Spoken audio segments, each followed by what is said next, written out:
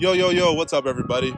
I know it's been a minute and I know you guys have missed me, but you guys know the vibe. It's your boy Ace of Spades, here as promised with my guest co-hosts, Khalil Osborne and Don J. Pay, to bring you guys a new episode of The Big Kids Living. For those who don't know, The Big Kids Living is a current event-based podcast where we speak on a number of different topics, such as music, sports, fashion, gossip, you name it, anything and everything you want and need to know.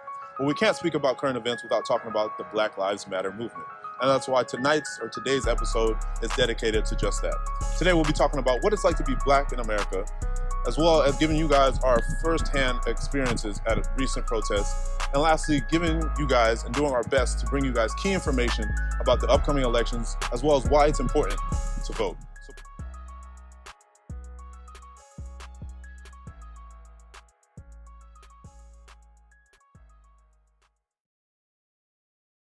All right, guys, as you can see, we're back. We had to change locations because it's getting a little dark outside. The rain, it's equipment.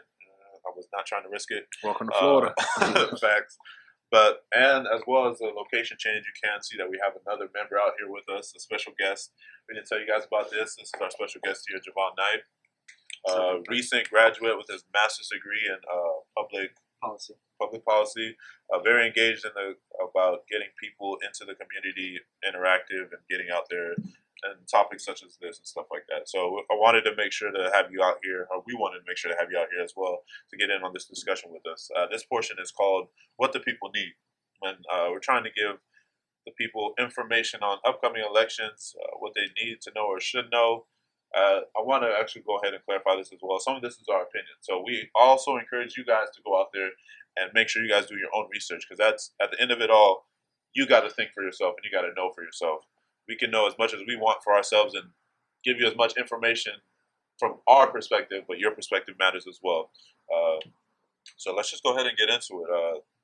We want to talk down. I want to, first portion, or as we start this off, I want to break down kind of why it's important to vote. As well as when we really think about elections, we usually just think about the big one, which is the presidential elections. We don't really think about our local elections and how that can change the narrative on how to protect ourselves as well as our community and the people around us. We just think about the big election, and we go out, for the most part, we go out and vote, but when it comes down to it, we never really think about the local elections and how those people can help change the narrative. Yeah. So I just want to go ahead, we can talk about that, as well as give a breakdown on some of the local offices that really can make a change in here. Right. So, I definitely believe, like you said, we only see the one, the presidential election. And it's like, people have the concept and the idea that the president runs everything. Yeah. And it's really about, who you elect locally. That's what kind of dictates your life of living, where you're at. So definitely, like you said, go out, and we'll definitely drop, tidbits of information, but you really have to go out and do your own research to figure out who you want to, in a sense, run the place you live in. Yeah, and I remember when you contacted me about this, you were telling me how you wanted to get this information out there to the people. And for one, you were like, what you got me is like, you were like, when it comes down to it, I don't really know how to elect the local sheriff. You know what I mean? Right. And that was one thing that I was like, when I thought about that, I never really thought about that. Because once again, we're taught president. That's the guy exactly. That's the guy that's behind the show. Even though we've heard through school of like the different branches and all that, I mean, it gets lost. It gets lost as you grow up and stuff like that. So this was a really good chance for us, or for myself, to go there and get research and think about, like, dang, there's so much I overlooked in the past that now it's like this could really make a change, even not now, but maybe down the future. Especially with everything, like, everybody's been questioning, like, all right, we're protesting, but what's next? Yeah. Well, this is what's next. Exactly. And like I pointed out to you, when things come around, like, let's be honest, you usually see white people on the street saying, oh, vote for this person for sheriff, or vote for this for superintendent. You're like, well, I don't know what any of that is. And especially me not being in school, I don't care. Yeah. And it's like, I can't really have that, because not only is my little sister in school, but I could potentially, tilt it one way. So that way, she has a better school experience. This, that, and the third. So definitely, like, my first time seeing, Black people on a corner promoting something besides, a business, or besides who they want for president, I saw a Black family on the corner promote who they want for superintendent. So I was like, you know what, this is what we need more of. Yeah, definitely. And to the point of going to this, sharing with your friends, like, set up with your your closest friends and make sure y'all all voting on the same day. Make sure y'all voting for the same causes that y'all really believe in. It's good enough if you know, but the people around you know, like who's really checking. So make sure you share the information. Yeah, you got to elevate those around you or educate those around you, because not everyone, like I said, at the end of it, everyone has to go do their own research. But by supplying them with the information, getting them up to speed gives them a good base or a good platform to start on. Right. But I want to go ahead and I kind of want to like give to the people a sense of what local electives that they can elect into office. Yeah, I don't know why I was stomaching so much of that. But for one, you have the mayor, you have the sheriff, you have the district attorneys, the state legislators, the senators and representatives in Congress, and then you have the president. The mayor usually appoints the chief of police, as well as gives the chief of police in the city who manages law enforcement every 4 years that's elected for. You have the sheriff, who usually oversees the county and responsible for enforcing the laws. So that's a big role in itself right there, and someone who could potentially shift how things go around in your, like you said, your everyday life in a sense.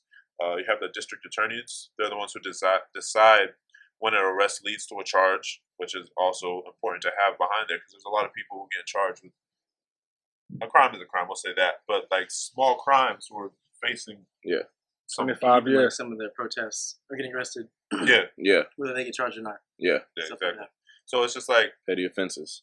Petty offenses are getting crazy, ridiculous amount of times sentences. That could change that. You have state legislators who are responsible for policies that define what constitutes as a crime, as well as what course of action is when responding to a crime. Sentencing structures, as well as funding the government agencies that are responsible for handling offenders and victims. And we talk about that all the time, about how, like, going back to my previous point, a lot of these sentences are like outrageous to the crime that's being committed. Now you have a state legislator who's responsible for those policies, as well as the sentencing structures, as well as funding the government, or not government, the government agencies. All this can be appointed by us to the point where it's changing the narrative, not in the sense of like there will be no crime, period, or that in a sense that crime will stop altogether, but it will allow those who are being sentenced the fair chance. You know what I mean? And it gives those people who look like us as well a fair chance as well. Like when we were at the most recent protest, when we were at the courthouse, there was a mother who spoke up saying that her son's been incarcerated for almost over a year and hasn't had a trial. Yeah, I remember. And it's for a nonviolent crime. It's and it's like it's to the point to where she would say she would reach out and say if it was a nonviolent crime and he hasn't had his trial yet, put him on house arrest. Yeah. Let him come home to his family. Exactly. Especially with COVID going on and cases already rising inside the jail system and inside the jailhouse, which is a story all on its own. But with that being included, why aren't these people being released? Why, you know what I mean? So it's like definitely having these people who have the power to change that can really change the narrative. When she was explaining her story, she was even talking about how she's reaching out to those officials. Right. You know, whether it was the attorney or the state attorney, I can't remember which one it was. And her correctional officer. Yeah, she's reaching out to all these people, and those people aren't reaching back to her. They're just, at this point, they've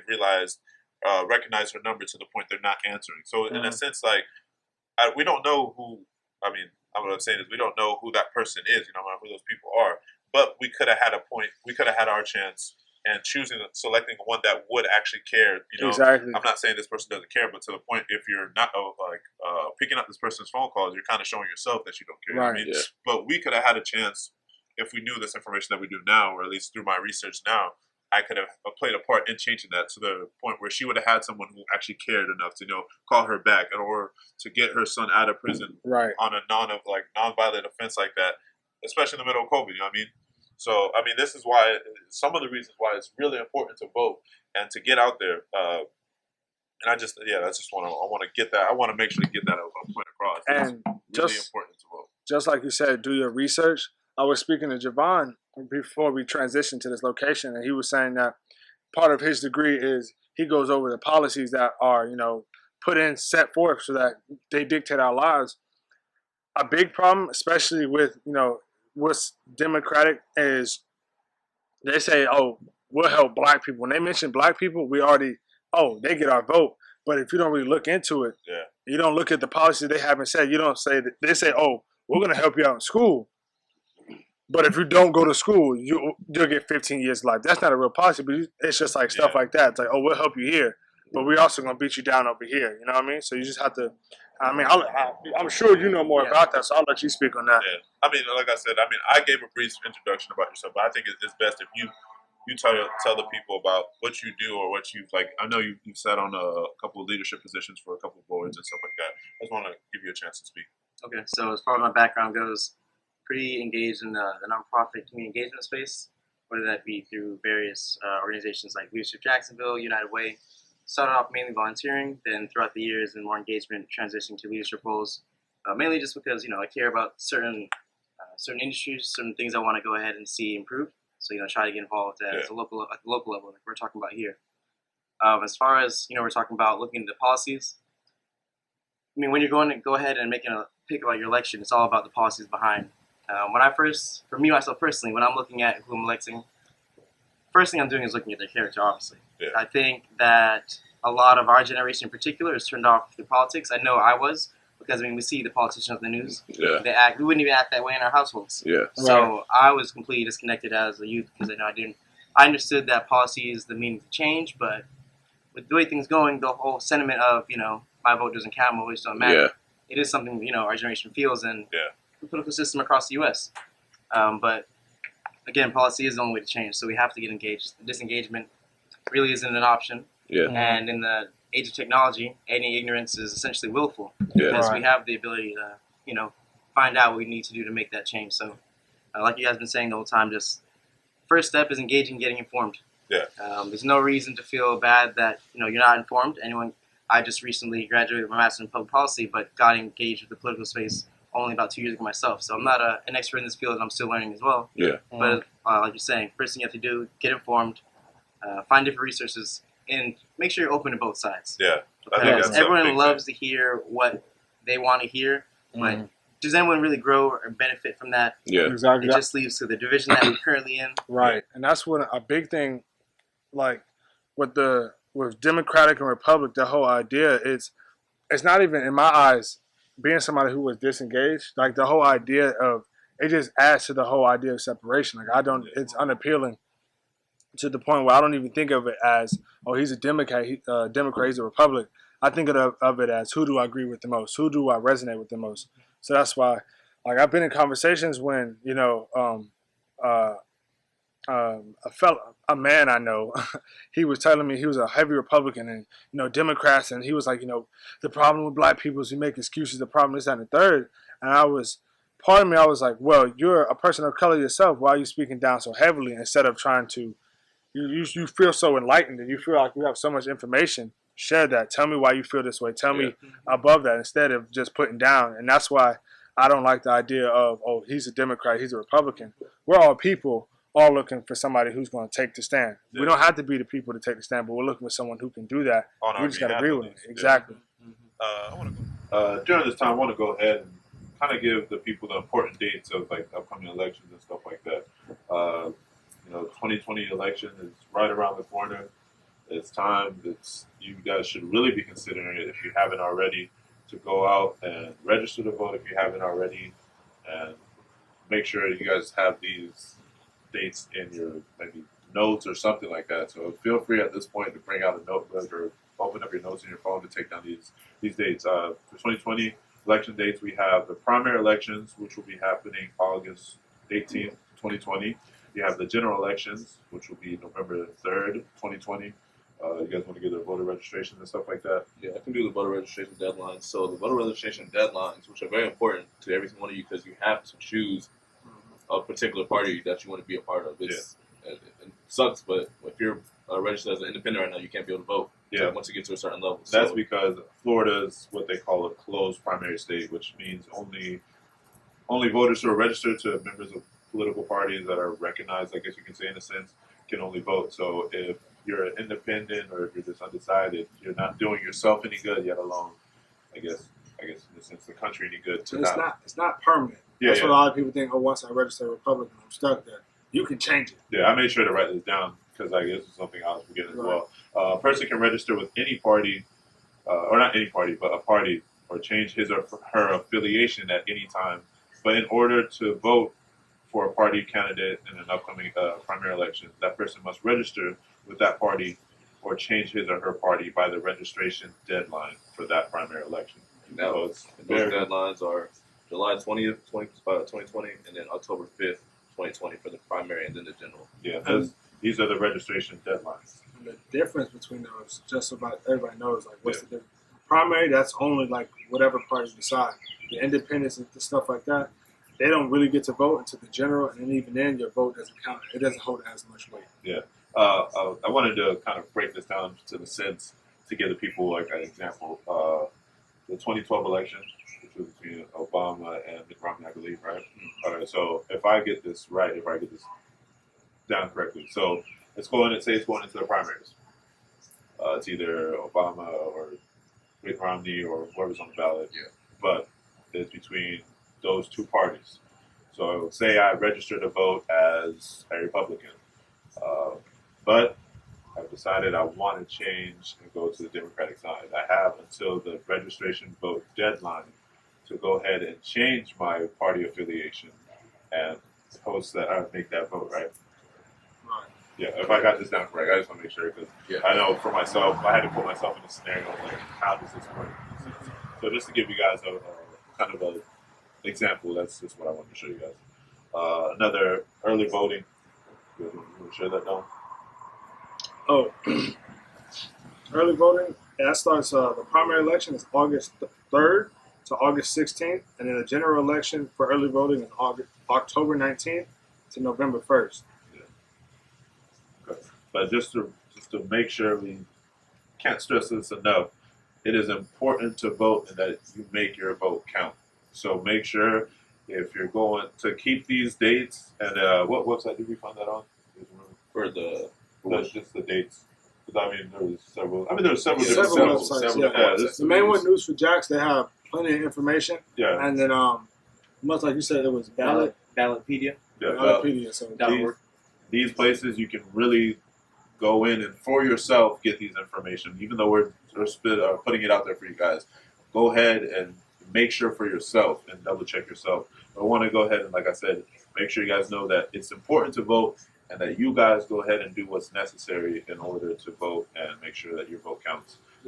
Primary elections, like you said, that's mostly for the party affiliations and make sure like you're registered to one of those two parties. And the general is for any party and stuff like that. exactly. So you really, and it's to the point to where like I explained earlier in the video when I was at the first protest, and I much like on my Instagram when I said that our chants and our words were met with tear gas. We're not going to outgun these people. They spend millions into funding their aggression, into funding their weapons and their tear gas and their riot armor. We're not going to beat them physically. We can, of course, these displays of aggression and displays of protest and hurt that we have, those do work to gain their attention. But to win this fight that we're battling, to win this, you have to beat them at their own game. The game they built and have instilled over hundreds of years. The game that they created before slavery. And we got to beat them at their own game and then start changing things. Once we get to the level that they're at, then we can start trickling down and making sure that everything else is handled. Because let's be honest, we don't have the stuff they have. So make sure you vote. Make sure that your voice is heard. Make sure that your opinion is heard. Register to vote. Yeah. Let's encourage also our young ones, our little sisters and brothers to be those officials. Yeah. Let them know that they can be empowered too. Right. Yeah. Like you always heard that kid that wants to be the president. Let them know how they can be the president in their local town and in their state. And what it's going to take. I mean, a lot of these, anything you do, I mean, there's always the goal, but you're never really given the credentials or what you're like told what goes into doing that. So I feel like we should encourage the youth as well as just to take part in this, like you said, getting into the space of the political space and educating themselves, or even us educating them. Yeah. Because I mean, when we were growing up, we were told, but we weren't really educated. Yeah. So, I mean, we took the test, but we just did it for the grade. We didn't really invest in time and stuff like that. So definitely something to take part or take to keep in mind. I want to go back. I think we had here on our PowerPoint or the doc that we made of the upcoming elections, and one of them we really wanted to touch on was the upcoming sheriff race in Clay County. So I just want to, Don, I know you did more of the research on that part and really invested some time in that. So I want to give you the platform to talk about the candidates and what you found when you were researching and stuff like that. So there wasn't too much information about Duval County, and I'm not sure what that was, but there wasn't too much I was able to access. But I do know that what's really that's coming up is the Clay County Sheriff. That's who you can vote for coming up really soon, especially with Daryl Dawkins and his situations, and a lot of people not seeing. A lot of people don't see wrong in what he's been doing, and a lot of people do see wrong. So that's where you come in to choose what you want to do and how you want to approach it. Because once you do research, you can choose whether you want him to stay or not. That's where your vote matters. But the officials we have coming up and when you can vote is October 19th. It's Catherine Webb. She's retired Navy, and from what I could gain from her, her image and what she's put out, that's what she's been pushing. She's been pushing that she's retired Navy and she's for police and she's for proper policing. Yeah. Then we have Mike Taylor. Mike Taylor really wants to weed out the poor policeman and wants to review every position, which I'm very that's a good thing. There's really no way to put that down. He wants to take out those who aren't doing their job and put those who are doing their job well into their position. He also plans to set in a Sheriff's Advisory Council and says he wants to implement mental health and addiction recovery programs in the jail systems. That itself is a beautiful thing and what should be talked about more often than it isn't talked about. He's also a former FDLE, Florida Department of Law Enforcement agent and state attorney investigator, which means that he reviews what policemen do. The FDLE having been investigating Daryl Dawkins with everything that he's been doing. Next is Ben Carroll. I don't know if I was correct. Did you have an opinion yourself on Mike Taylor?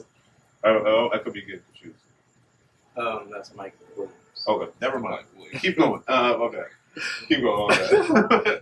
Mike threw me off. But Ben Carroll, I spoke to him yesterday, I believe. Yeah, yesterday, and he's a little older, but so he's a little older, but his ideas and he's a little older, but that's fine. His ideas are very up to date. He plans to much like Mike Taylor, he plans to eliminate the bad seeds of the force. I spoke to him about the Black Lives Matter movement and how he felt about it, and he took a neutral position, which I understood. But he really he says that he wanted to take those who make mistakes, honest mistakes. He makes sure that they learn from their mistakes and then take the proper training so that they don't make the mistake again. But he also says those who intentionally make those mistakes, well, they're not mistakes if they intentionally make it, but intentionally make those decisions to cause harm. And, especially with the Black Lives Matter movement, who would choose to abuse their power, he intends to kick them out. And that's where, much like Mike Taylor, he has set up a community advisory. So people from the community go to speak to the head of the community advisory, and then from there, they voice the problems and what they want.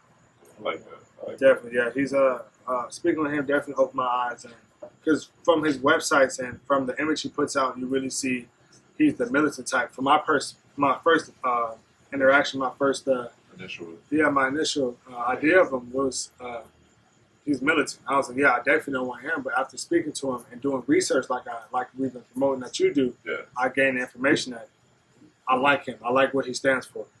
So that's why it's really important not to only do your research, but sometimes to reach out to those who are running. Because, I think that's a foreign concept that we don't really speak of. Just getting in contact with them. It's one thing to see their website and see them on TV or another thing, but it's another thing to reach out, either email or call. Just so you can really make your judgment. And I think that's, like I said, it's a foreign concept. Even joining in on board meetings, we have tons of Zoom board meetings that are going on right now. That currently, you look it up, you can find the code, and you can join in and listen to what every single person that representing Florida or Jacksonville has to say. And that's just a foreign concept that a lot of people don't know about. Yeah. I'm eating lunch one day and I'm listening to our city officials talk about what they plan on doing with COVID and everything else. It's all possible. Just got to pay attention and look for it. Yeah, I mean, especially like you said earlier with the technology we have now, not to do that or not put in the effort is on you. It's not on. Right. So, okay, I didn't mean to cut you off. Oh no, man, it's a conversation, man. We good. And then we have Michelle Cook. There wasn't too much information about her, but she's been involved in police force for and FDLE as well for over 10 years, I believe. And one thing that I can't say that, like what I read about her, she's going to have a really hard time being elected if black people, once black people go out and vote, people who paying attention is with the Black Lives Movement going on. She got, under investigation, not under investigation, but she got, she was under scrutiny. Under fire, under fire, because she got a black man, a retired Navy vet, falsely arrested, falsely, detained, because she didn't choose, even though she wore her badge when she was at work, when she was off duty, she wasn't a cop anymore. She allowed things to happen that her honor that shouldn't have happened. So that says something about her character itself. Yeah. And I couldn't find much more information about her, but being that this incident was one of the first few things that popped up, I really think she's going to have a hard time. But by all means, do your research and find out. And if you have anything to add, reach out to me, and I would love to know about it. Because much like, hopefully, you would like to learn more. I would like to learn more as well. Yeah, definitely. And I think that's a big thing. We got to educate each other. From any standpoint that we are at, we got to educate each other so we can make those informed decisions going forward. I wanted to take this last bit of this portion. I kind of want to direct this to you, Javon. With you not only being part of the younger generation, but also one who's heavily involved in community engagement. Like, what would you say to those out there in our age bracket as they prepare for these elections? Just so. Could I add one more thing real quick about the Duval County races? So We'll get back to you. Another big point on why a lot of information about Duval County and the races that are being held are out there right now is because we are in a state of consolidation. So most officers that are considered municipal and were elected last year they won't be on the ballot because they've already been appointed. So Gotcha. The things you can vote for in Duval County are the Duval Clerk of the Circuit Court. And we have Leon Jackson, Jody Phillips, and Scott Wilson. And they'll be facing off against Jimmy Midyett in November. And then we also have the Jacksonville City Council District 4. So tons of people in that ballot. You guys do your own research. You have Kevin Carrico, Nicole Ham, and Don Redmond. And Scott Wilson currently has a seat. He's leaving that to Yeah. go run for the clerk of courts. That's Yes. why they're in a special election for that position. Oh, correct. So yeah, I mean, there's definitely things that we got to consider going forward as people. As we said, like we always wonder what's next. Well, now this is the next step. We got to take our necessary steps to make sure our goal or vision comes to fruition. Definitely. So I mean, if that's all we have, Yeah. I kind of want to direct this back to Javon. I don't know if you want me to ask you again or. No, you're fine. So I mean, as far as our generation goes, Yeah. and being someone that grew up in Clay County for the most part, the times we're in right now is revealing a lot about some of our colleagues. Those in our age group. Yeah. And for some in our generation, I would just encourage to really, like we've been preaching the whole time, really just think for yourself and do your own research, because I feel like a lot of our generation comes in with political baggage of our parents and our grandparents. And times have changed. Of course, we're facing similar problems. But again, times have changed and things need to be viewed through a more progressive lens. Yeah. Of course, everyone have their own opinion, and to each their own. But just make sure it's your opinion and not an age-old opinion that's been ingrained in you throughout the years. Yeah, and I feel like that's definitely what we're going through now. A lot of people now, when it comes to approaching elections or politics in general, they just go off of what was kind of given to them rather than what they've actually done for themselves or to study for themselves. And I think that's a big thing we got to do. And that includes our white friends also. To get your white friends to speak to their white family members about the injustices that are going on. It's hard to get them, hard to bring that topic up, but it's one that needs to be held now. It's to the point where this is the way they're going about their daily life affects somebody else's direct life and personally. Like it can be the reason somebody dies tomorrow, and that's hard to say, but it definitely is. It's the reality that we live in. Yeah. This moment here, I think this is a good place to conclude for this episode. I think we've what we wanted to achieve and bring out to the people. I think we've done that, and I just want to thank everybody for coming out and watching or saying tuning in as well. I want to thank you guys for making this happen. Don, with your vision, being able to express that to me, getting Khalil involved and Javon involved. I really appreciate you, man. Appreciate you. It's fun. I want to thank, I want to shout out to a black business or a black brand, Jordanville. Shout out to Malik, who's doing big things for himself, and I want to encourage that. I mean, even before this, I wasn't one who was really thinking about go out there and support black business, but it's very important, and it's been something that's really been on my mind lately, and I'm trying to do my best efforts to do that as well. So make sure to find whatever black business you can and invest in that, or even it's just artists, black artists. We have Khalil here, we have Don JPEG, apologize, here. Make sure you guys give them a follow, look into some of their work, and you never know, it might be something that's wow, I didn't know this was out there. So make sure you guys invest or take the time to do that as well. You guys go ahead and shout yourselves out. You can follow me on anything. Khalil Osborne, KHALIL, then Osborne, OSBORNE. You look my name up and they'll pop up anywhere. Also like to shout out just Jacksonville CSC again, Community Action Committee. I also like to shout out just we'll be putting in a list at the end of this with all the resources we found, and I can add another list of black-owned businesses in Jacksonville. I can add in black artists. There's a list for anything black out there now. If you want to support that cause and that movement. So you can follow me on Instagram at DonJPEG, DON.JPEG. Much like he said, we're gonna put in a list of black-owned businesses, black-owned restaurants, and shout out to Mackie Munchies, located off of Landing. She has been doing a great job. She's been throwing it down. Yeah, she's going crazy, not only in the kitchen, but for the community. Yeah, she definitely. actually hosted an event on Juneteenth and brought out black-owned businesses and creators who are, selling things, from authors, from State Farm representatives, from mental health, mental health associates and stuff like that, to really help promote not only their businesses, but the idea that black people are here doing something. Yes, sir. So definitely shout out to Mackie Munchies. Please go there and eat, because you'll probably see me. Javon, you go ahead and shout yourself out. This right here is look out for him. That's all I'm saying. We don't know what route you're deciding to take, but I wouldn't be surprised to see him maybe in Congress or one of those seats. He's a very intelligent, right young man. He's making his way, just like all of us are still finding our way, but as well doing what we can for the community. So go ahead and shout yourself out. Tell people what you want to do. Alright, you guys can follow me at IG at Javon_Knight, JVON_KNIGHC. A lot of the times I'll probably just be in a daily life, but with the times, a lot more political activism stuff is on that page if you're looking to engage in the community, regardless of industry, whether that be learning about the financial sector, getting involved in post-secondary education, child development. The nonprofit has arms in each, and they can get connected and get involved. So. I know you're a part of a board right now for upcoming. Yeah, so some colleagues and I are looking to open a nonprofit charter, grades K through 5 in northwest side of Jacksonville. It's going to be called Duval Collegiate Academy. Right now, the Duval County Public Schools, we've submitted our charter, so we're waiting for approval. If that opens, you can go ahead and expect to see us starting up next year. You can give that a follow on IG as well. It's Becoming Collegiate Academy.